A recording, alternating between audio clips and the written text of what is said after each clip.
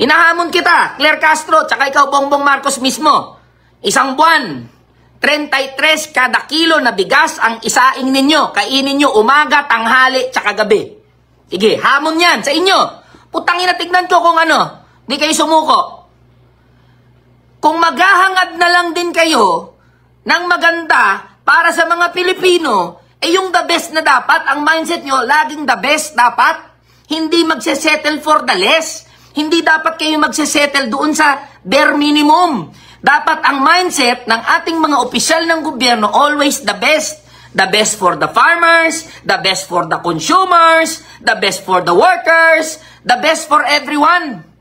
Kayo nagsesettle kayo doon sa bare minimum, putangin na ninyo. Di ba? Putangin na mga tayo, nagsesettle kayo doon sa bare minimum.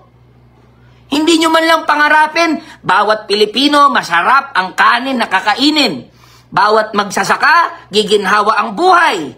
Merong kita sa kanilang pagsasaka. Merong kita sa kanilang pag sila ay nagtanim, sila ay nagsaka. Merong suporta mula sa gobyerno. Dapat ganun ang mindset ng mga opisyal ng gobyerno. Hindi ba ninyo yan alam?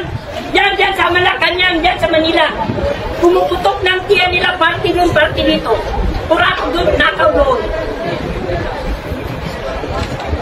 Kaya sa lahat ng ating mga kababayan, ng mga Pilipino, abroad man o dito, magsalita kayo, labas kayo ngayon.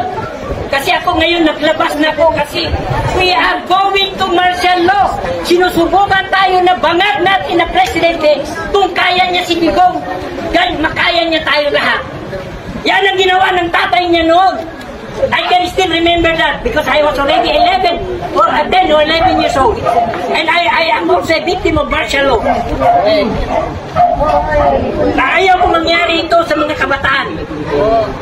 That's why Tatay Digong is very naawa talaga ako. Matanda na, pagod yun. Dinala pa, putang ina. Totoo ba yan si Office of the President pang nag-charter sa peroplano ni President Duterte? Kung hindi pa naman tanga, banga. Gago siya. Siya ang may personal interest na mapalis si Digong dito. But never surrender. Adik man siya. O gani. Please lang mga kababayan ko, magtindig tayo.